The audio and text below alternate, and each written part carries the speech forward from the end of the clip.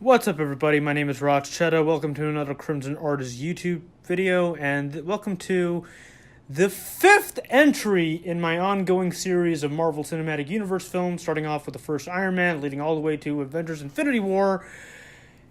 And yeah, let's talk. This is it.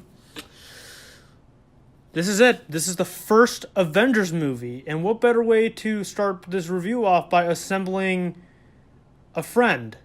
Hey, Steve, Yo. what's up? Yo, what up? Yeah, so this is now I already talked about the first Avenger as well as Thor and the other films in the series thus far. Well, before we actually talk about the movie, should we talk about how we first became aware of the Avengers? What us I think that's a good idea. Let's go over that real quickly, shall we?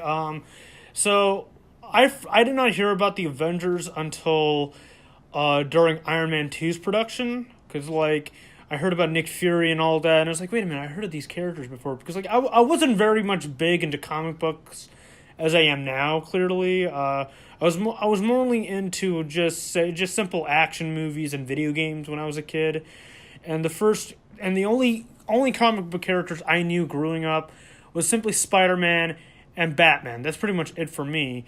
And I saw the Spider-Man animated series, especially the Secret Wars saga, where he assembled Iron Man, the Fantastic Four, the Lizard, oddly enough. Who else was in the animated saga? There was a bunch of fucking comic book characters, and that was the first. No, Captain America. That's another instance. Those were the first few times. That was the first time I've ever heard of these characters before. And I never thought that they would actually be put into live-action cinema until, of course, the first Iron Man movie came out back in 10 years ago. Mm-hmm. And, then I heard about their building up something big, super big. And when I saw the end credits scene with Nick Fury, I'm here to talk to you about the Avengers Initiative, I was like, wait a minute. The Avengers, that sounds familiar. I don't know why. Because like I said, I'm not a huge comic book fan until, of course, now, clearly, and ever since then, it's been nothing but a blast from here on out. And the build up to the Avengers might have been a make or break for both the fans and Marvel, And yeah, it's been we're 6 years later since this movie came out, and it was basically the biggest gamble since Lord of the Rings. Yeah, but the difference between Lord of the Rings is that there were no spin-off movies yet. It was just 3 movies being shot back to back, being released a year after each other. Pretty much. And the Avengers, they had a bunch of solo movies building up to it, and this might I was incredible before going in 6 years ago. I was incredibly worried because Thor, while I did enjoy it to an extent, I was a bit worried that the prime focus of the Avengers is going to be mainly on Thor, because the villain is Loki, and he was the villain of the first Thor movie, right? And I was like, do you really want to do this? But no, all my doubts were put aside the moment I entered that cinema for the first time 6 years ago, and it was on my birthday, no less. Oddly enough, these movies happen to come out around my birthday, which is talk about an awesome birthday present. Pretty much, yeah. And Infinity Wars, once again, comes out in May. Well, for me, I didn't really read that much comics, but when it came to superheroes, I used to watch a ton of them. DC, Marvel. Well, Marvel, I grew up with X-Men, Spider-Man, Batman, Justice League, Teen Titans, all that stuff. And I used to love the hell out of them, especially the movies that came out. And then one moment, but okay, I'm sorry if I'm trailing off a little bit, but for Avengers, the first version of it I was ever introduced to wasn't even any of the MCU stuff. It was back in 2006 when they released the first direct-to-DVD video called Ultimate Avengers, which was basically... Oh yeah, I remember that. I didn't see that until, a year after the first Avengers movie came out. It's I wonder if there's any other media regarding the Avengers, because like they've been put in comic books. I mean, that's what they fucking are. They have the Ultimate Alliance video games, which are I used to play the cool. I used to play the hell out of them, and funny enough, that's actually the game that introduced me to goddamn Deadpool of all people. Yeah. But yeah, with that one, I definitely knew about Captain America, Iron Man, Hulk, all that stuff. But... Yeah, I knew about Hulk and well, because it's Hulk, man. Come on. Yeah, but from that one, it basically introduced me to like the whole Avengers team, and even the second one, while it wasn't really that great from what I remember, it was still fairly decent. And it also showed me to Black Panther, which was kind of nice. Though I'll probably get a proper version, say the Marvel Ultimate Alliance games, or even Avengers: Earth's Mightiest Heroes, which I also highly recommend before seeing Avengers: Infinity War and stuff. Yeah, but those particular properties do not correlate to the MCU clearly. I know, but still, if you want to, it's good to catch up on who these characters essentially are. But I think with these movies, they've done a pretty good job in giving us an idea what these characters are kind of like from the comics, especially with characters like Captain America and Tony Stark.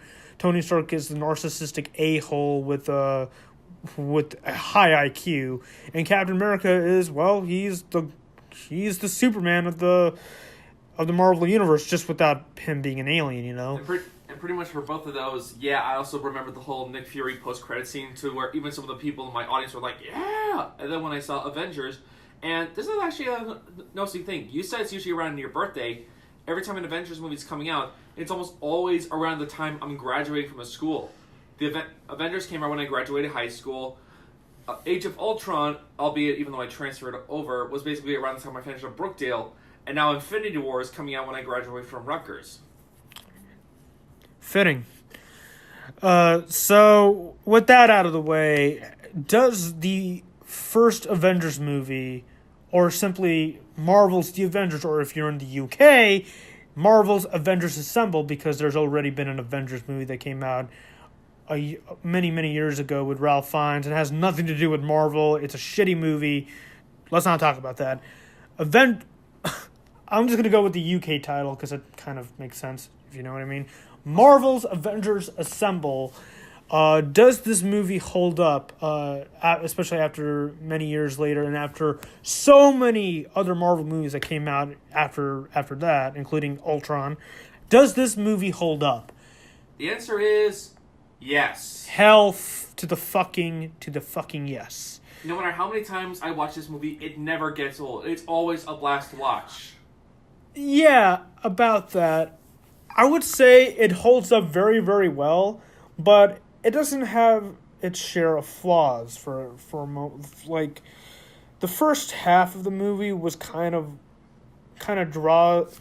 drawn out a little. It was just Sure, I thought some people were kind of saying it was like rushed or in some areas. No, I was like, it's like a mix of rushed and kind of elongated for a little bit. You know what I mean? I thought it was okay in that part. I was like, I think it's because when I was a kid, I was so used to... No, we're all into seeing action bits, and that's cool and all, but I just felt like at least the first half was kind of weak. A little bit, not a whole lot, but everything else was pretty spot on. My one big gripe, which I'm glad they actually fixed up later in future films, is Jeremy Renner's Hawkeye. I mean, like, his first appearance was actually in the Thor movie, right? It was just a cameo appearance, but it was fucking cool to see Hawkeye in the MCU. It would be so cool if he was actually with the Avengers from the beginning. But we didn't really essentially get that until, of course, the final 30 minutes, which is literally the definition of fucking epicness. I mean, come on, you cannot walk out of this theater without watching those last 30 minutes. Come on. Avengers was pretty much one of those films that had one of the absolute best audience experiences I've ever seen. Like, we all laughed, we all cried, and there was this one scene that was so freaking hilarious, we couldn't even hear what the character said after it happened. Yeah, I think we can spoil that considering it's been 6 years. It's basically, Hulk going into attack Loki. Loki lectures him like, I am a god, you dull creature. And then Hulk just... I'll play the clip right here. There we go. Actually, I'm not going to play the clip because I'm terrified of copyright strikes. But you know what I'm talking about, right? It's that scene. The puny god. Yeah, everyone laughed so hard, like I said, that nobody even heard what he actually said. Yeah. So, I don't think there is anything else much to say about the first Avengers movie. It's still awesome. There are some minor gripes here and there that luckily have been fixed to an extent, but this is where I do need to bring up something important that correlates to future films in the series. While I do appreciate the humor Joss Whedon provided in the first Avengers, I think Marvel got a little too greedy with that in future films. Because especially with the more recent films, such as Thor Ragnarok and Spider-Man Homecoming, there were a lot of emphasis on humor than actual dramatic moments. Albeit Spider-Man Homecoming handled the humor much better in a smart way than Thor Ragnarok. What about Guardians of the Galaxy? Guardians is meant to be a space comedy. Okay, that's what it's meant to be. But for a film like, say, Captain America: Civil War, where it was like, luckily they toned the humor a little bit down in that movie, but for the most part, it's kind of like Marvel themselves has fallen into that trope that these movies are for kids. You know, when we know that they're more than just for kids, and Joss Whedon's motto was make them hurt, make them cry, put a lot of pressure on them, but at least for the love of God, tell a joke. We get that. I understand and I respect that mentality, but sometimes, like for the most part, especially with Thor Ragnarok, for example, I just laughed more than I cried. You know, I would like to have a blend of both, and hopefully and thankfully they fixed that in specific films like Civil War and Winter Soldier, and hopefully with Infinity War is coming out. All right. To be fair, I still think Thor Ragnarok's an awesome movie and I love it, but I will admit I feel like they could have at least toned down. But we're not talking about Thor Ragnarok. We have many weeks to go until I talk about that particular movie. But aside from that, it's still a great film. It's still one of the best comic book movies of all time. And pretty much definitely a top 5 for sure. And pretty much it actually kind of brought back the whole crossover thing, because there's been like whole shared universes or crossovers before, like the Universal Horror Monsters, the Godzilla films, and even a couple of like horror crossovers, but none of them on this scale. And the fact that they got it so right in the first try is just insane. Yeah, this, like we said earlier, this was a major gamble on both the studios and the fans, because like we want these movies to be good, but we're not sure whether they will be good unless we, of course, see them, right? Yep. And thankfully, we have to give Joss Whedon a lot of credit, even when later on he is acting like a total Loki. Let's just put it at that. All right. And even though I feel like later films will probably surpass it, in my opinion, like Winter Soldier or Guardians of the Galaxy, it still holds a place in my heart, and it's definitely in my top 5 Avengers movies, at least at the moment before Infinity War, whatever film tries to come over. But it's still an important one. It's still an important one, and it's definitely important. Yeah. Anyway, that's all we have for now. Oh, and the final verdict for the first Avengers is simply an A. You can't walk away from that. It's an A. So thank you so much for watching, and next week I'll be talking about the third and possible final Iron Man movie, Iron Man 3. Stay tuned. The most controversial one, at least when it came out. Unnecessarily controversial. Let's leave it at that. Anyway, thank you so much for listening or watching if you're on YouTube or whatever.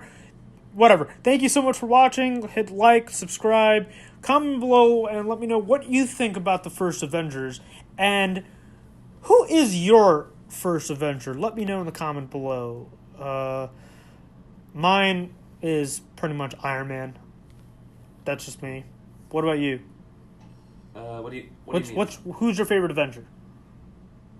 I don't know. It's kind of hard. There's a couple I like. I like Iron Man. I think I'll probably have to say Captain America is probably my favorite.